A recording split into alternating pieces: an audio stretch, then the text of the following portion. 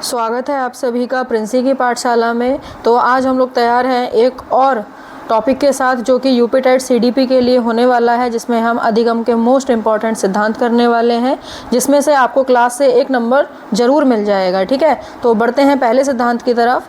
पहला है हमारा संबंधवाद का सिद्धांत। क्या है? संबंधवाद का सिद्धांत। तो संबंधवाद का सिद्धांत किसने दिया था? थॉर्नडाइक ने संबंधवाद का सिद्धांत। ठीक है, ये दिया था थॉर्नडाइक ने। और इसके सिद्धांत के उपनाम क्या क्या हैं? इसके और भी नामों से जाना जाता है। उद्दीपन अनुक्रिया का सिद्धांत, प्रयास एवं त्रुटि का सिद्धांत, संयोजनवाद का सिद्धांत, अधिगम का बंध सिद्धांत, प्रयत्न एवं भूल का सिद्धांत और एसआर थ्योरी। इसको प्रयास एवं त्रुटि का सिद्धांत, ये सब एक ही सिद्धांत के नाम हैं। तो आपको ये नाम याद रखने हैं, ये मोस्ट इम्पॉर्टेंट नाम है। इस टॉपिक में हम सारे सिद्धांतों को अधिगम के कंप्लीट कर लेंगे। ठीक है, तो ये जो सिद्धांत था ये दिया था एडवर्ड एल थॉर्नडाइक ने 1913 में, यानी कि 1913 में। इनका प्रयोग जो था वो बिल्ली के ऊपर था। इन्होंने बिल्ली के ऊपर प्रयोग किया था। और प्रयोग क्या किया था इन्होंने? अभ्यास द्वारा। प्रयोग के इम्पोर्टेंट पॉइंट्स देखते हैं। अभ्यास द्वारा व्यक्ति को किसी भी कार्य में निपुण बनाया जा सकता है, ऐसा इन्होंने कहा था। गणित तथा विज्ञान जैसे विषयों के लिए यह सिद्धांत अधिक उपयोगी है। ठीक है, थर्ड पॉइंट देखते हैं। इस प्रयोग के अनुसार अभ्यास के द्वारा गलतियों में सुधार होता चला जाता है और अंततः व्यक्ति अपने द्वारा निर्धारित किए गए उद्दीपक को प्राप्त कर लेता है। यानी कि इस अभ्यास से ये पता चलता है कि अपनी जो व्यक्ति गलतियां करता है, अभ्यास के द्वारा उसमें सुधार करता है। और लास्ट पॉइंट इन्होंने बताया था, धैर्य और परिश्रम की भावना जो है उत्पन्न होती है। एक बार फिर से रिवाइज करेंगे। संबंधवाद का सिद्धांत, जिसके उपनाम है उद्दीपन अनुक्रिया का सिद्धांत, प्रयास एवं त्रुटि का सिद्धांत, संयोजनवाद का सिद्धांत, अधिगम का बंध सिद्धांत, प्रयत्न एवं भूल का सिद्धांत, एसआर थ्योरी, ये सब जो है थॉर्नडाइक ने दिए थे। ठीक है, अगले सिद्धांत की तरफ बढ़ते हैं। नेक्स्ट है हमारा संबंध प्रतिक्रिया का सिद्धांत। दूसरा है हमारा संबंध प्रतिक्रिया का सिद्धांत, जो कि पावलोव ने दिया था। किसने दिया था? पावलोव ने। इसके उपनाम क्या हैं? संबंध अनुक्रिया द्वारा सीखने का सिद्धांत, सीआर थ्योरी। तीसरा नाम है अनुबंधन सिद्धांत। नेक्स्ट है हमारा संबंध प्रत्यावर्तन का सिद्धांत। पांचवा नाम है अनुबंधित अनुक्रिया का सिद्धांत। और छठा नाम है शास्त्रीय अनुबंधन का सिद्धांत, जो कि मोस्ट इम्पॉर्टेंट है। ठीक है, सबसे ज़्यादा फेमस नाम क्या है? सीआर थ्योरी और शास्त्रीय अनुबंधन का सिद्धांत। बाकी सभी पूछ लेता है, पर हमें सब सिद्धांतों के नाम पता होने चाहिए, है ना। इसके प्रवर्तक कौन है? हमारे पावलोव जी। पावलोव ने इसको बताया था सिद्धांत को। इन्होंने किसके ऊपर प्रयोग किया था? कुत्ते के ऊपर। किसके ऊपर प्रयोग किया था? कुत्ते के ऊपर इन्होंने प्रयोग किया था। इस सिद्धांत में इन्होंने बताया, इस सिद्धांत के अनुसार आदत निर्माण कृत्रिम उद्दीपक के द्वारा भी संबंध प्रतिक्रिया धीरे धीरे आदत बन जाती है। सेकंड पॉइंट इन्होंने बताया था कि इस सिद्धांत के द्वारा भी किया जाता है। जैसे इस सिद्धांत के द्वारा क्या किया जाता है? जैसे कि भाषा का विकास किया जाता है, छोटे बालकों को वस्तुएं दिखाकर शब्दों का ज्ञान कराया जाता है। तीसरा इन्होंने बताया, यह सिद्धांत मनोवृत्तियों के निर्माण पर बल देता है। फोर्थ पॉइंट था इनका, इस सिद्धांत के द्वारा बुरी आदतों को त्यागने में सफलता मिलती है। मोस्ट इंपॉर्टेंट है, आपको कोई भी एक पॉइंट दे देगा और कहेगा कि ये पॉइंट जो है किस सिद्धांत में बताया गया है और किस प्रवर्तक ने बताया है। ठीक है, नेक्स्ट पॉइंट है हमारा सुलेख व अक्षर विन्यास जैसे विषयों के शिक्षण में यह सिद्धांत अधिक उपयोगी है। ठीक है, तो पावलोव का सिद्धांत जो है संबंध प्रतिक्रिया का सिद्धांत है। सीआर थ्योरी अनुबंधन सिद्धांत, शास्त्रीय अनुबंधन का सिद्धांत। ठीक है, ये सब इसके नाम हैं। आगे बढ़ते हैं तीसरे सिद्धांत की तरफ। तीसरा है हमारा सूझ का सिद्धांत। तीसरा क्या है? सूझ का सिद्धांत। सूझ का सिद्धांत का उपनाम क्या है? अंतर्दृष्टि द्वारा अधिगम, यानी कि अंतर्दृष्टि का सिद्धांत भी कहते हैं इसको। अंतर्दृष्टि के द्वारा सीखना, गेस्टाल्टवादी सिद्धांत भी इसका नाम है। ये किसने दिया था? कोहलर, कोफका, वर्दाइमर। मेन जो थे सूझ का सिद्धांत देने वाले कोहलर थे। कोफका और वर्दाइमर जो थे वो सहयोगी थे इनके। ठीक है, इन्होंने किस पर प्रयोग किया था? सुल्तान नामक वनमानुष यानी कि चिंपैंजी पे इन्होंने प्रयोग किया था। चिंपैंजी पर इन्होंने प्रयोग किया था। ठीक है, सुल्तान नाम था उसका नाम क्या था? सुल्तान। ठीक है, तो याद रखेंगे चिंपैंजी का नाम क्या था? वनमानुष का सुल्तान नाम पर इन्होंने प्रयोग किया था। कोहलर इसके मुख्य प्रवर्तक थे सूझ के सिद्धांत के। कोफका और वर्दाइमर जो थे ये दोनों सहयोगी थे। कौन थे ये दोनों? सहयोगी, इन्होंने सहयोग किया था। ठीक है, इस सिद्धांत का शिक्षा में क्या प्रयोग है? यह सिद्धांत स्वयं समस्या का हल प्राप्त करने के लिए प्रेरित करता है, यानी कि सिद्धांत बताता है कि खुद ही हमें अपनी समस्याओं का हल करना है। इस सिद्धांत के अनुसार छोटे बालकों के समक्ष संपूर्ण समस्या प्रस्तुत करने पर वह सूझ द्वारा समस्या का हल प्राप्त कर लेता है। छोटे बालकों के समक्ष जो है संपूर्ण समस्या अगर हम देंगे तो वह सूझ के द्वारा समस्या का हल जो है प्राप्त कर लेगा। थर्ड पॉइंट इन्होंने बताया, यह सिद्धांत छात्रों के पूर्व अनुभवों को विशेष महत्व देता है। क्या देता है? छात्रों के पूर्व अनुभव को विशेष महत्व देता है। तो कोहलर ने दिया था सूझ का सिद्धांत। अगले सिद्धांत की तरफ बढ़ते हैं। नेक्स्ट है हमारा क्रिया प्रसूत का सिद्धांत। क्रिया प्रसूत का सिद्धांत का प्रस्तुत नहीं है, क्रिया प्रसूत सिद्धांत।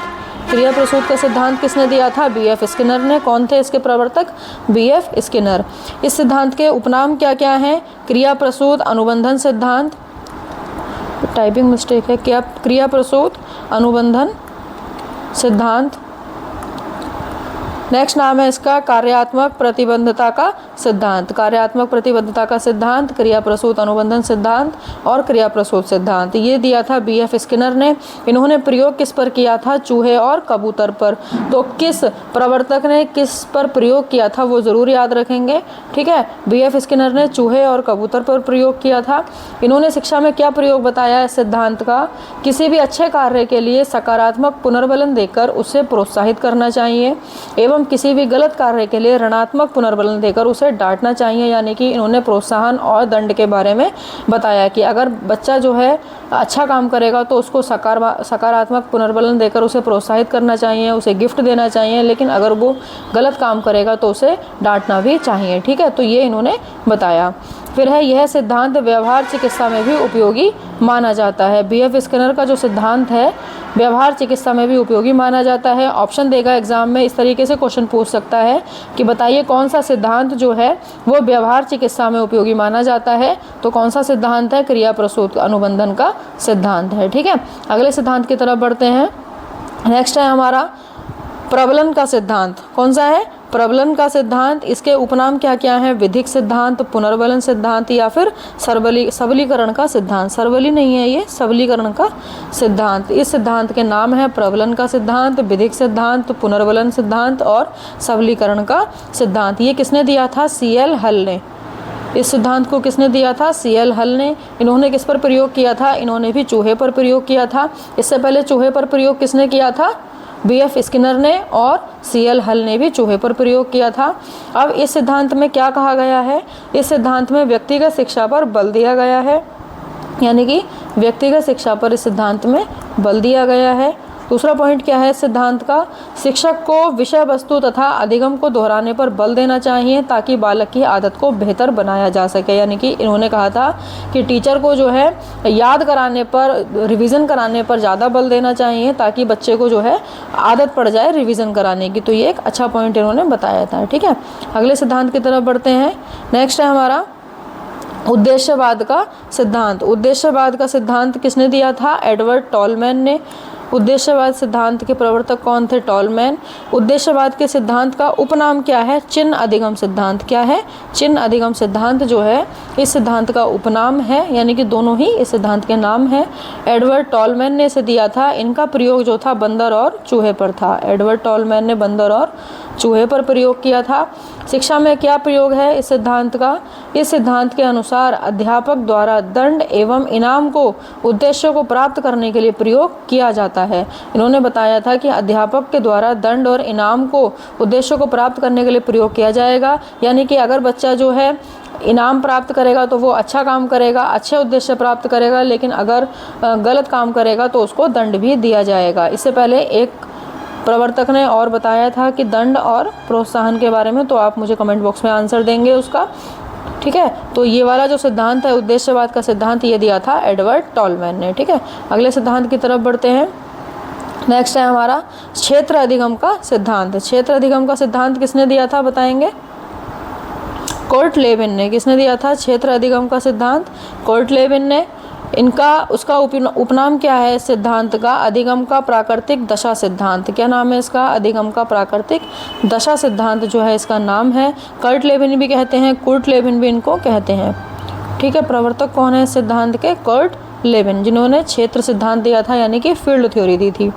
तो इस सिद्धांत का शिक्षा में प्रयोग क्या है?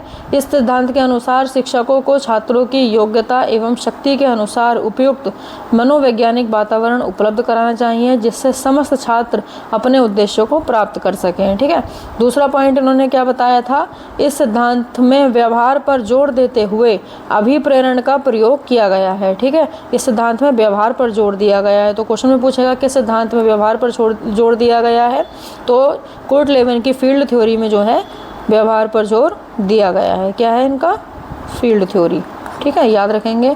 अगले सिद्धांत की तरफ बढ़ते हैं। नेक्स्ट है हमारा स्थानापन्न सिद्धांत। स्थानापन्न का सिद्धांत किसने दिया था? एडवर्ड गुथरी ने।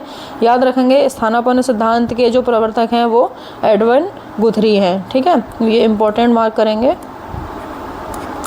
स्थानापन्न के सिद्धांत के जो प्रवर्तक हैं एडविन गुथरी हैं। इस सिद्धांत का शिक्षा में क्या प्रयोग है? इन्होंने बताया था कि इस सिद्धांत के अनुसार शिक्षकों को उत्तेजना एवं अनुक्रिया के मध्य अधिकतम साहचर्य स्थापित कर अधिगम की प्रक्रिया को प्रभावशाली बनाना चाहिए। इन्होंने बताया था कि टीचर को उत्तेजना और अनुक्रिया के बीच में जो है अधिकतम साहचर्य स्थापित करके जो सीखने की प्रक्रिया है उसे प्रभावशाली बनाना चाहिए। ठीक है। स्थानापन्न का सिद्धांत किसने दिया था? एडविन गुथरी ने। अगले सिद्धांत की तरफ बढ़ते हैं। नेक्स्ट है हमारा अवधारणा का सिद्धांत। नेक्स्ट है हमारा अवधारणा का सिद्धांत। अवधारणा का सिद्धांत किसने दिया था? जेरोम एस ब्रूनर ने। अवधारणा का सिद्धांत किसने दिया था? जेरोम एस ब्रूनर ने। अवधारणा सिद्धांत इंपॉर्टेंट मार्क करेंगे। किसने दिया था? जेरोम ब्रूनर ने। तो इस सिद्धांत का मुख्य बिंदु या फिर शिक्षा में प्रयोग क्या है? इस सिद्धांत में बताया गया है कि विषय वस्तु को प्रभावी व क्रमबद्धता के साथ प्रस्तुत करना चाहिए। इस सिद्धांत के अनुसार एक अध्यापक को अपने बच्चों में सदैव अधिगम के प्रति रुझान पैदा करने की कोशिश करनी चाहिए। इन्होंने बताया है कि इस सिद्धांत में अध्यापक को क्या करना चाहिए? सीखने के प्रति जो है रुचि पैदा करनी चाहिए और विषय वस्तु को प्रभावी व क्रमबद्धता के साथ प्रस्तुत करना चाहिए। तो इन्होंने अवधारणा का सिद्धांत जो है वो मेनली टीचर्स के लिए दिया है। किसके लिए दिया है? टीचर्स के लिए, कि शिक्षक को क्या करना चाहिए, क्या नहीं करना चाहिए। ठीक है। अगले सिद्धांत की तरफ बढ़ते हैं। नेक्स्ट है हमारा शाब्दिक अधिगम का सिद्धांत। शाब्दिक अधिगम का सिद्धांत किसने दिया है? आशुबेल ने। शाब्दिक अधिगम का सिद्धांत आशुबेल। और उपनाम क्या है? प्राप्त अधिगम का सिद्धांत, ये भी जेरोम एस ब्रूनर ने दिया है। आशुबेल और ब्रूनर दोनों ने दिया है। इस सिद्धांत का मुख्य बिंदु क्या है? सिद्धांत के अनुसार विषय वस्तु को सदैव विद्यार्थियों की परिस्थिति के अनुसार प्रस्तुत करना चाहिए। इस सिद्धांत के अनुसार कहा गया है कि जैसे बच्चों की ज़रूरतें हैं उसी के अनुसार जो है आप अपनी विषय वस्तु को प्रस्तुत करेंगे। यह सिद्धांत महाविद्यालय स्तर के विद्यार्थियों के लिए उपयुक्त माना गया है। यह सिद्धांत जो है महाविद्यालय यानी कि जो यूनिवर्सिटी स्तर के जो विद्यालय हैं उनके लिए जो है उपयुक्त माना गया है। ठीक है। परिस्थिति के अनुसार प्रस्तुत करना चाहिए, यानी कि मेनली ये भी टीचर्स के लिए है कि शिक्षकों को कौन सा जो है विषय वस्तु प्रदान करनी चाहिए छात्रों को। अगला बढ़ते हैं। आगे है अनुक्रमण द्वारा अधिगम। क्या है? अनुक्रमण द्वारा अधिगम। ये किसने दिया था? हेनरी, प्लेटो, अरस्तू ने। हेनरी, प्लेटो और हेगर्टी, प्लेटो और अरस्तू ने यह सिद्धांत दिया था अनुकरण द्वारा अधिगम, यानी कि अनुकरण करके सीखना, यानी कि नकल करके सीखना, अनुक्रमण द्वारा सीखना। तो इस सिद्धांत का मुख्य बिंदु क्या है? इस सिद्धांत के अनुसार अधिगम की प्रक्रिया में सुनी हुई बात की अपेक्षा देखी हुई या किसी परिस्थिति में घटित हुई बात का प्रभाव अधिक होता है। यही कारण है कि विद्यार्थी शिक्षक का अनुकरण कर नकल करते हैं। इस सिद्धांत के अनुसार ये बताया है कि हम किसी भी बात को सुनने से बेहतर जो है देखकर या फिर परिस्थिति में घटित हुई बात का प्रभाव अधिक होता है, यानी कि बच्चा जो है वो देख करके ज़्यादा सीखता है, सुन करके जो है उतना नहीं सीख पाता है। तो यही कारण है कि विद्यार्थी जो है, बच्चा जो है वो टीचर की नकल करता है। तो विद्यार्थी जो है टीचर की नकल करके सीखता है। अगले सिद्धांत की तरफ बढ़ते हैं। जी नहीं, यहीं तक हमारी क्लास थी। तो कैसी लगी आपको वीडियो? अधिगम के हमने सारे सिद्धांत जो है कवर कर लिए हैं। तो वीडियो को लाइक करें, शेयर करें, चैनल को सब्सक्राइब करें। ठीक है ना। एक मिलते हैं नेक्स्ट वीडियो में एक और सिद्धांत के साथ, जो कि हमारा होगा बुद्धि का सिद्धांत। नेक्स्ट वीडियो में हम बुद्धि के सिद्धांत के बारे में बात करेंगे। उम्मीद है आपको वीडियो पसंद आई होगी। ठीक है, मिलते हैं नेक्स्ट वीडियो में। धन्यवाद।